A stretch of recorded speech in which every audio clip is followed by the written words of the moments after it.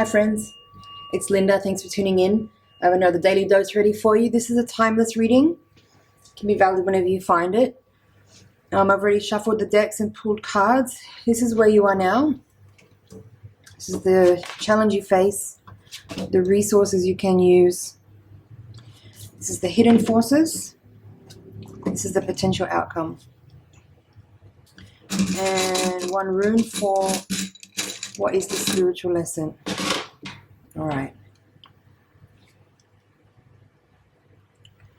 There's two kings here in the reading. King of Swords, King of Cups. They're both in reverse. And then there's two Cups cards. 8 of Cups, 10 of Cups, both in reverse.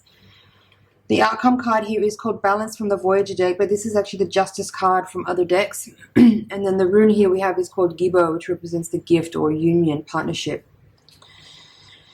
So it feels a little bit like a contradiction, right? Because like these two cards here at the end are sort of suggesting a harmony and a union and a coming together and a resolution. But the other four cards feel to me like there is a challenging energy where people are disagreeing, where there's a split, or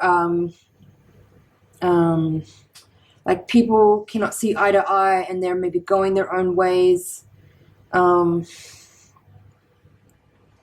They cannot come to an agreement, and that there is, yeah, it's a challenging. I feel like the first part of this reading is a challenging energy, but then it comes to this point of like union and coming together at the end. So it could be that there's a happy ending here. It could be that there is some kind of conflict or disagreement or challenging energy between individuals.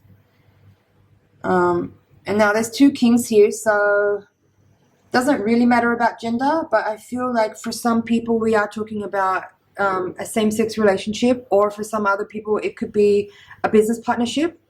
But we have the 10 of Cups here in the reading, which is a family card. So it could in this situation be more about, doesn't have to be about family, but it can be about union, just in general union, or happiness that comes with commitment, but it's in reverse here. So just give me a second to get a bit deeper into this energy, because right now I'm still a little bit unsure about what the hell this is about.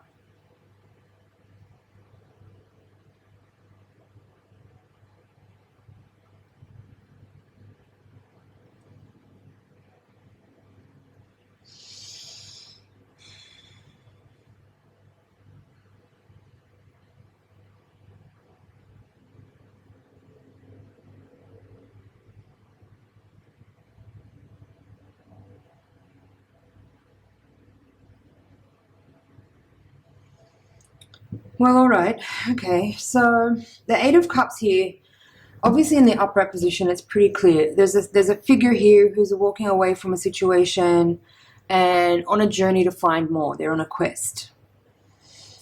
In the reverse position, there's a couple of ways I could read this. Either it's about not giving up on something, you know, like, okay, the situation might seem difficult and you've decided to keep pursuing it, keep working on it.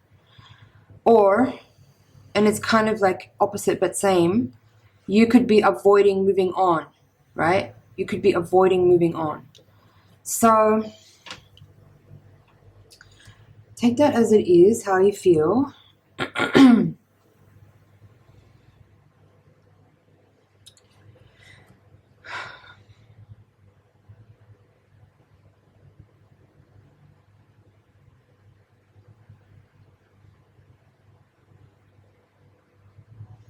I kind of feel like the energy in this reading is more about that first part, where there is a sort of not giving up energy, and people, while there is like this kind of challenging energy of, I mean, okay, look, these two kings, they have their backs to each other, right? I don't know if you can see that, right? They have their backs to each other. They may not be able to see eye to eye on a topic. They might not be able to relate to one another. They might not be able to understand one another.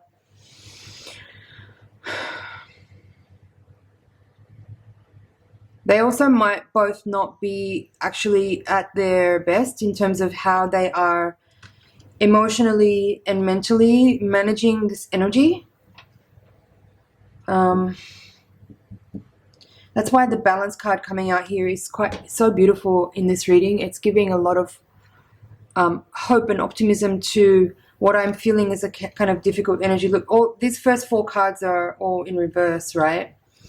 And then balance is coming out here with this like very astute, very succinct, very clear, harmonious energy of being willing to, it's almost like these 2 kings here in this part of the reading are showing up in here as these 2 characters on either side of this sword, balancing each other and finding a way to be opposites but somehow in harmony and in very perfect kind of I'm gonna get the word, just hang on.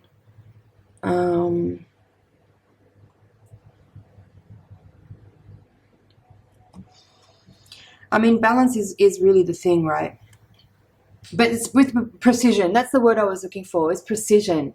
It's such a precise energy to be able to offset and manage the energy of the other point on that fulcrum, right? That takes a lot of willingness. It takes a lot of courage. It takes a lot of finesse. It takes a lot of precision. And look how there's, in this rune, there's that same, it's reflected again. That balance is reflected again. And I'm just noticing here as well now, this 10 of Cups, that X representing the 10, is also mirrored here. So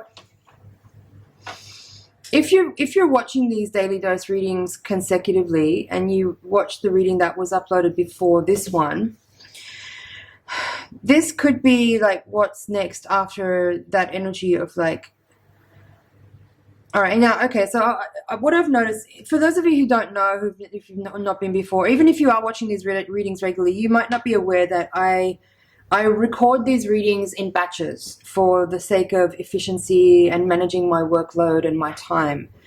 So usually I sit down for a time period once a week or once every 10 days, and I'll sit down and shuffle all the decks and then peel off 5 or 6 readings back to back, and then I will batch edit them and batch upload them and schedule them to get pushed out every couple of days. So this reading that I'm doing today is the second or third one that I think it's the second one that I've done. No, it's the third one that I've done in a row. And I feel like when I do this, I'm noticing a pattern where like the readings that I record in one session seem to relate to each other and they kind of roll on. It's like a story in different chapters, if you will. And so what I feel with this reading is that it is this kind of second or third chapter after like this series of readings have been pulled.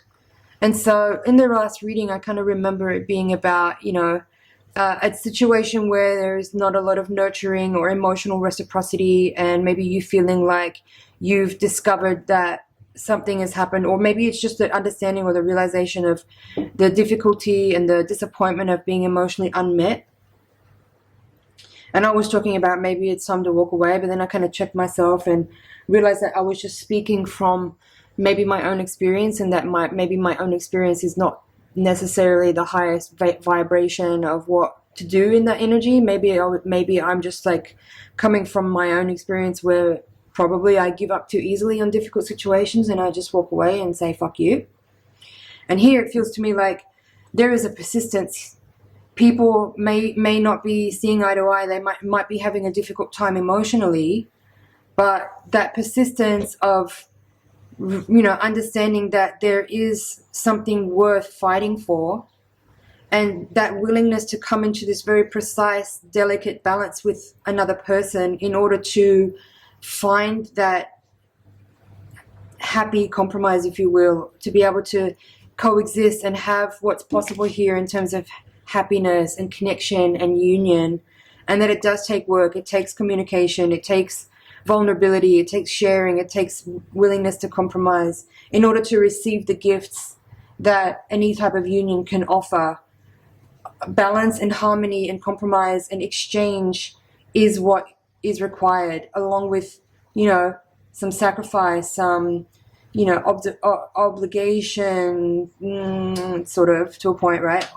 Or just like, you know, giving, just being able to give. The point I want to make here is that it takes two, right? These two kings have to do that process together. If it's only one side of the scale that's willing to do that very generous dance, the scale cannot exist in this type of precise balance. And that's the point here, I think. It takes two. It takes both parties to be willing to do that work, to undertake those kinds of dialogues that are not easy, to be in a space of vulnerability, to be in a space of being willing to listen and to hear the other person, and then also to be willing to also be that vulnerable and to share your perspective, your experience, and hope that the other person is able to hear you, you know, so that this fine balance can continually be attuned and refined forever, as long as that union seeks to be maintained.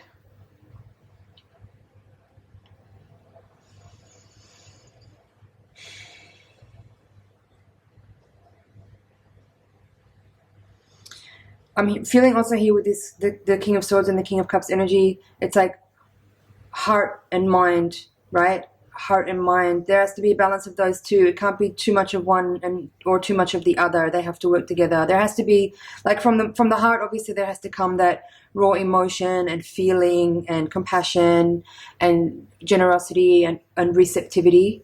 But the mind also has to provide that kind of logic and reason and listening and communication. So strive to have those work in harmony as well, so that this type of union that's being presented here as possible can be fulfilled in its potential. I'm going to leave it there. Thank you so much, my friends. It's been an honor and a pleasure to read for you. Please like, share, comment, and subscribe, and I'll see you in the next reading. Bye for now.